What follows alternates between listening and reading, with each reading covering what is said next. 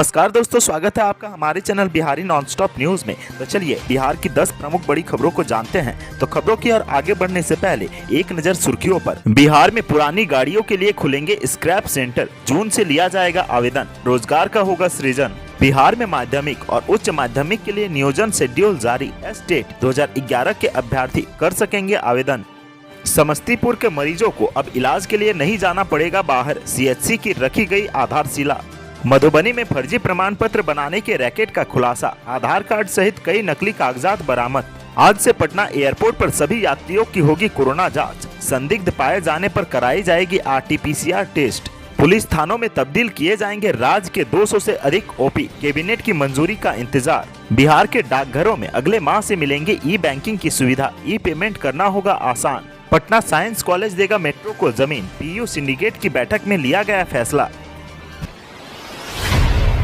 बिहार राज्य में पुरानी और अनफिट गाड़ियों के लिए स्क्रैप सेंटर खोला जाएगा। इसको लेकर जून से आवेदन प्रक्रिया शुरू होगा, जिसमें आम लोग की भागीदारी होगी। परिवहन विभाग ने इस योजना के तहत काम पूरा कर लिया है। वहीं स्क्रैप सेंटर खोलने के लिए आम लोगों के लिए रोजगार सृजन हो सकेगा। सेंटर से अनफिट व पुरानी गाड़ियों को स्क्रैप केंद्र पर नष्ट होने पर वाहन मालिकों को छूट का लाभ मिलेगा। गैर व्यावसायिक गाड़ियों के लिए नई गाड़ी की खरीद पर टैक्स में 25%, जबकि व्यावसायिक गाड़ियों के मामले में 15% की छूट मिलेगी। विभागीय सूत्रों के अनुसार स्क्रैप सेंटर के लिए इच्छुक आवेदकों को करीब 11 लाख रुपये खर्च करने होंगे। इसमें 10 लाख बैंक गारंटी ली जाएगी। इसके अलावा 1 लाख रुपये निबंधन फीस देनी होगी। कबाड़ केंद्र खोलने की मंजूरी 10 वर्षों के लिए दी जाएगी, जिसे बाद में अगले 10 साल के लिए बढ़ाया जा सकेगा। परिवहन विभाग कबाड़ केंद्रों की निगरानी करेगा ताकि गाड़ियों के नष्ट होने की प्रक्रिया पारदर्शी हो सके। स्क्रैप सेंटर पर गाड़ियों को नष्ट कराने से पहले उसकी पूरी तरह से जाँच की जाएगी ताकि यह सुनिश्चित किया जा सके कि गाड़ी चोरी की न हो। इसके लिए गाड़ियों की पुलिस के स्तर पर जांच की जाएगी। अपराध रिकॉर्ड ब्यूरो के दस्तावेज से स्क्रैप की जाने वाली गाड़ियों के नंबर का मिलान भी किया जाएगा। वहीं गाड़ी मालिकों को ऑनर बुक के साथ स्व अभिप्रमाणित शपथ पत्र भी देना होगा कि नष्ट होने वाली गाड़ी उनकी ही है।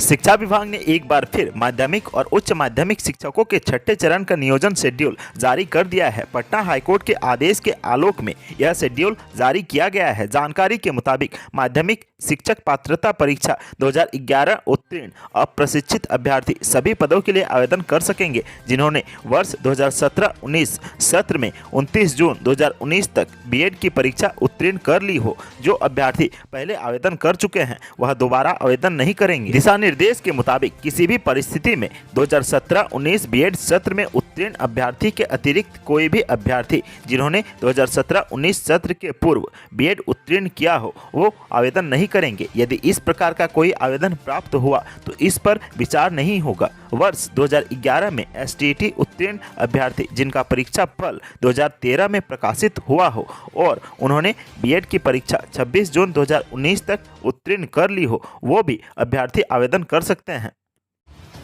समस्तीपुर के वारिसनगर प्रखंड मुख्यालय स्थित प्राथमिक स्वास्थ्य केंद्र परिसर में मंगलवार को 7.5 करोड़ की लागत से बनने वाले सामुदायिक स्वास्थ्य केंद्र की आधारशिला रखी गई। इसकी शुरुआत पंडित रामचंद्र झा ने ठेकेदार पुत्र अंशु चौधरी के हाथों भूमि पूजन कराकर की। विधायक अशोक कुमार मुन्ना ने शिलापट्ट का फीता काटकर निर्माण कार्य का शुभारंभ किया। इस दौरान एक सभा हुई। सभा की अध्यक्षता PHC प्रभारी डॉक्टर रामचंद्र महतो ने की। संचालन प्रखंड जदयू अध्यक्ष ठाकुर राजीव कुमार सिंह ने किया। संबोधित करते हुए वक्ताओं ने कहा कि वर्षों से PHC की अव्यवस्था व व्यवस्था काफी दयनीय थी। अब इसकी जगह सामुदायिक स्वास्थ्य केंद्र बन जाने से रोगियों को छोटे से बड़े इलाज के लिए बाहर भटकना नहीं पड़ेगा। वक्ताओं की मांग पर विधायक ने कहा कि पूरे राज्य में चिकित्सकों की कमी है, फिर भी इस CHC में चिकित्सकों सहित अन्य कर्मियों की आवश्यकता के अनुसार पद सृजित कर पोस्टिंग की जाएगी।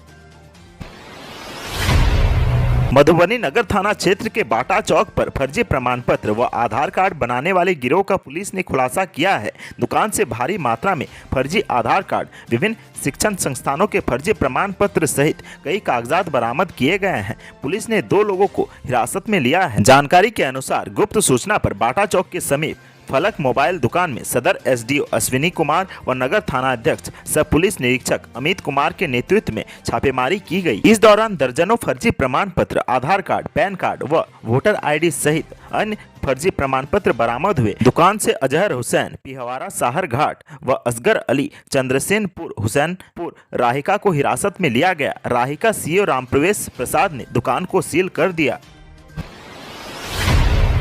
दिल्ली, मुंबई व यूपी आदि राज्यों में कोरोना के बढ़ते मामलों को देखते हुए स्वास्थ्य विभाग अलर्ट हो गया है। रेलवे स्टेशन के बाद अब पटना एयरपोर्ट पर भी सख्ती बढ़ा दी गई है। मंगलवार को civil surgeon doctor Vibha Kumari Singh व एयरपोर्ट के निदेशक की देखरेख में एयरपोर्ट परिसर में एक बैठक आयोजित की गई थी, जिसमें अहम कई बिंदुओं पर निर्णय लिया गया है। डॉक्टर विभा सिंह ने कहा कि पटना फ्लाइट से आने वाले सभी यात्रियों की आज से जाँच अनिवार्य कर दी गई है। इसके लिए 3 टीमें एयरपोर्ट पर अलग अलग शिफ्टों में तैनात रहेंगी। मंगलवार को 25 यात्रियों की जांच की गई, इसमें कोई भी पॉजिटिव नहीं निकला। जांच कराने के लिए बार बार अनाउंसमेंट किया जाएगा। वहीं संदिग्ध यात्रियों की RT-PCR जांच की जाएगी। पॉजिटिव आते ही तो क्वारंटीन या फिर होम आइसोलेशन में रखा जाएगा। राज्य में चुस्त पुलिसिंग के साथ ही अधिक से अधिक आबादी तक थानों की पहुंच बनाने के लिए ओपी को थानों में तब्दील करने की योजना है। वर्तमान में मौजूदा करीब 225 ओपी में 200 को थानों में बदलने से संबंधित प्रस्ताव को पुलिस महकमा अमलीजामा पहनाने में जुटा हुआ है। इसके बाद इस प्रस्ताव को गृह विभाग को भेजा जाएगा। फिर इससे जुड़े सभी पहलुओं की समीक्षा करने के बाद इस पर अंतिम स्तर की अनुमति प्राप्त करने के लिए इसे कैबिनेट के समक्ष भेजा जाएगा। इसके बाद इन सभी ओपी को थानों में बदलने और इनके लिए अपने भवन के निर्माण से संबंधित प्रक्रिया भी शुरू हो जाएगी। इन सभी नए थानों में तमाम आधुनिक सुविधाएं मसलन आगंतुक कक्ष, क्रेच होम, महिला शौचालय एवं बैरक समेत सभी चीजें रहेंगी। राज्य में जितने भी नए थाने बन रहे हैं उनमें अब तमाम आधुनिक सुविधाएं लैस किया जाना है। इन्हें नए थाने का दर्जा मिलने के बाद CCTNS से जोड़ने की प्रक्रिया भी शुरू हो जाएगी, ताकि सभी थाने और इनमें होने वाले कामकाज ऑनलाइन हो सके। इन नए थानों के लिए फिलहाल किसी नए पदों का सृजन नहीं होगा। ओपी में तैनात कर्मी ही इस थानों में तैनात कर दिए जाएंगे और जरूरत पड़ने पर अन्य कर्मियों की पदस्थापना यहां की जाएगी। सूबे में मई के पहले सप्ताह से डाकघर के करोड़ों खाताधारकों को ई-बैंकिंग की सुविधा मिलनी शुरू हो जाएगी। इसके बाद डाकघर के खाताधारक भी गूगल पे से शीघ्र भुगतान कर पाएंगे। इसके बाद पेंशन व मनरेगा के श्रमिकों को सबसे अधिक लाभ होगा। इसके लिए सिस्टम को अपडेट करने का काम शुरू हो चुका है। ई-बैंकिंग सेवा में निफ्ट को भी शामिल किया गया है। डाक विभाग ग्राहकों को यह सेवा मई के पहले सप्ताह में उपलब्ध कराने जा रहा है। डाकघर के बचत बैंक में गाँव के लोग छोटी छोटी राशि जमा करते हैं। पेंशन डाकघर के बचत खाते में आती है। किसान विकास पत्र व डाकघर की अन्य बचत योजना के पूरे होने पर डाकघर के बचत खाते में रुपये जमा कर देते हैं। डाक विभाग बचत खातों को अन्य बैंकों की तर्ज पर ई-बैंकिंग की सुविधा उपलब्ध कराने जा रहा है।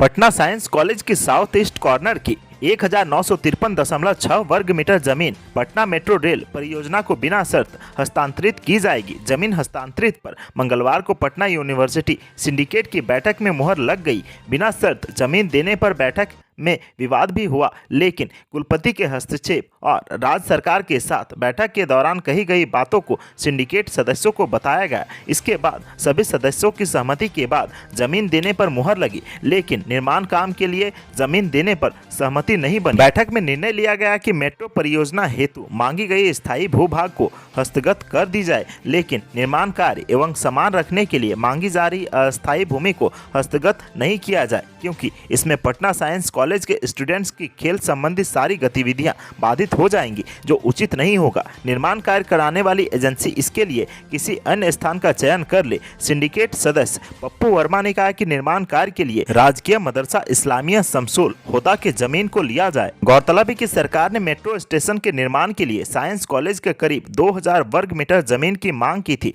साइंस कॉलेज व NIT कॉर्नर पर ही मेट्रो स्टेशन का निर्माण किया जाना है। इस वजह से अधिक जमीन की जरूरत पड़ रही है। इसके अलावा PU की अन्य कुछ जमीन भी ली जाएगी।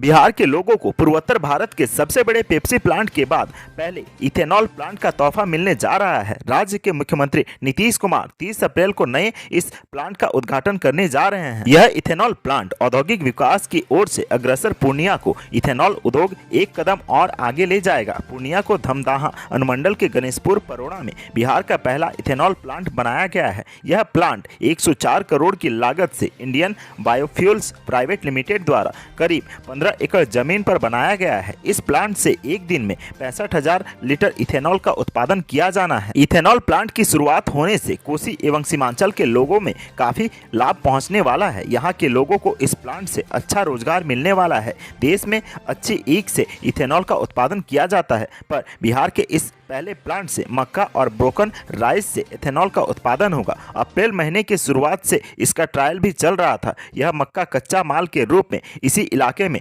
किसानों से लिया जाएगा, जिससे यहाँ के किसानों को काफी लाभ मिलेगा।